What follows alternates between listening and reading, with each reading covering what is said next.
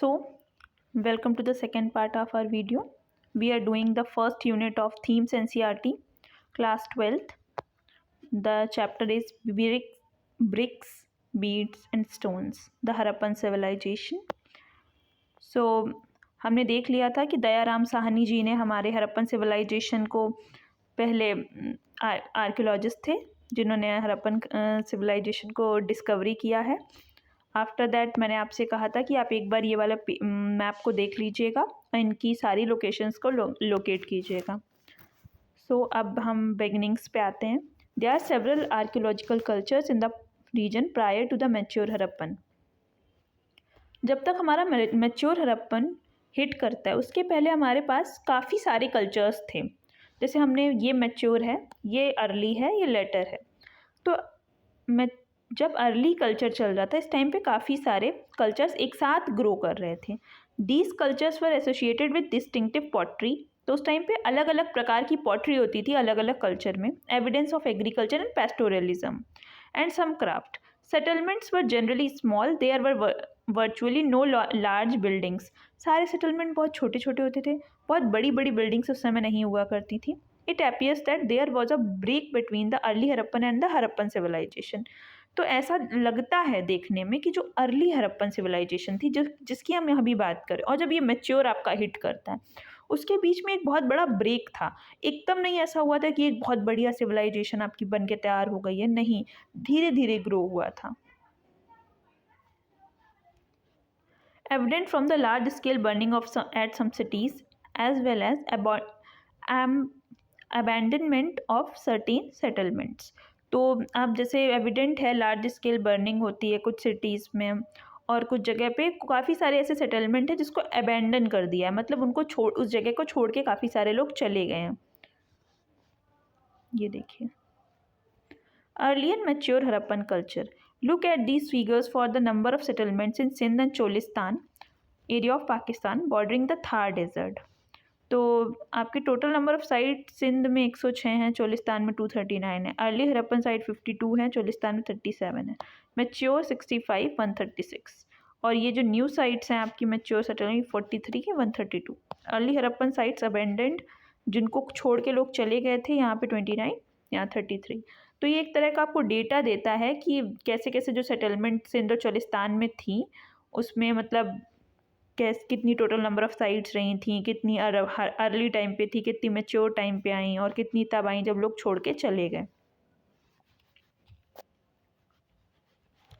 देखिए ये मेरा पहला प्रयास है आपको समझाने का। मुझे पता है मैं कहीं ना कहीं हिचक रही हूँ और बहुत अच्छे से शायद आपको डिलीवर नहीं कर पा रही हूँ, but if you guys have any query please write in the comment section. मैं पूरा ट्राई करूँगी कि मैं आपकी क्वेरी को देखूँ और उसको सॉल्व करने की पूरी कोशिश करूँ। Let's go with our second topic, subsistence strategies. If you look at map 1 and 2, you will notice that the mature Harappan culture developed in some of the areas occupied by the early Harappan culture. तो अगर आप map एक, ये आपका first map हो गया, ये आपका सेकेंड मैप हो गया। अगर आप इन दोनों को अच्छे से देखेंगे तो आप एक चीज़ नोटिस करेंगे कि जो मैच्योर हरप्पन कल्चर है वो डेवलप हो गया है उन्हीं जगहों पे जहाँ पे मतलब अर्ली हरप्पन कल्चर पहले हुआ करता था। कुछ साइट्स, मतलब सारी नहीं लेकिन कुछ साइट्स वही हैं जो अर्ली टाइम पे थी। This culture also shared certain common elements including subsistence strategies. और ये दोनों कल्चर जो आपका अर्ली है टाइम पे और जो ये आपका मैच्योर टाइम पे है, इन दोनों में कुछ कॉमन एलिमेंट्स भी हैं जैसे कि सब्सिस्टेंस स्ट्रैटेजीज हो गई कि कैसे वो लोग रह रहे हैं। जैसे स्लैश एंड बर्न एग्रीकल्चर हो गया, वो पहले भी वो लोग वही करते थे कि एक जगह पे कोई ज़मीन का टुकड़ा लिया, वहाँ पे जलाया वलाया, कुछ चीज़ें उगाई, उसके बाद फिर उसको छोड़ दिया, अबैंडन करके चले गए। तो ये तो हमेशा से ही चलता रहा है। तो यही सब्सिस्टेंस स्ट्रैटेजीज कुछ ना कुछ सेम ही थी मैच्योर और अर्ली दोनों टाइम्स पे। The Harappan at a wide range of plant and animals including fish.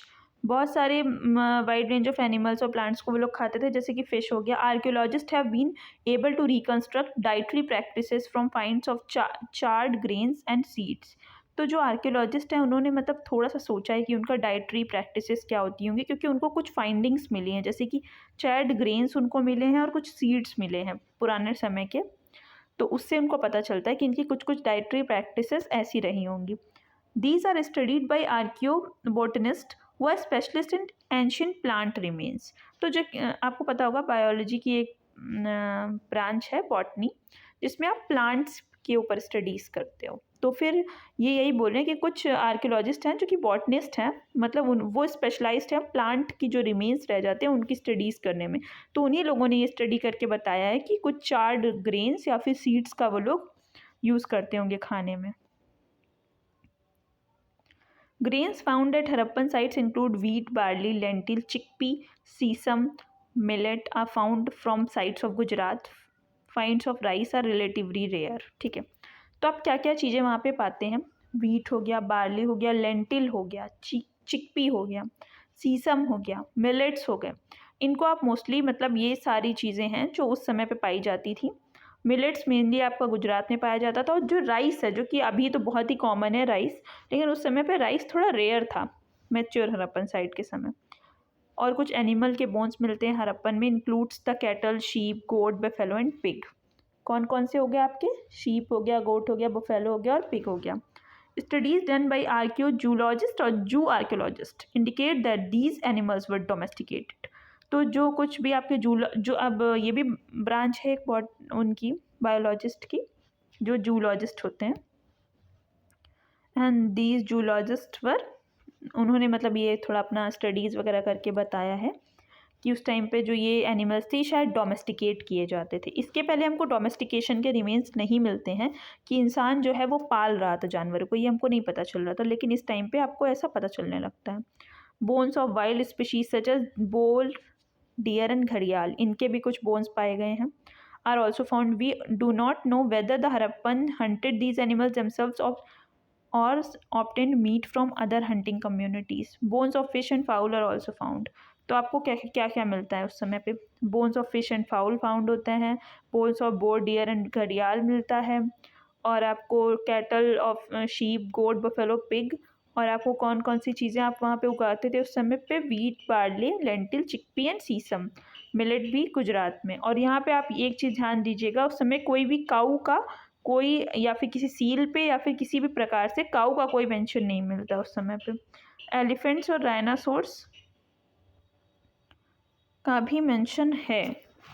I think I will check first, after that I can tell you guys.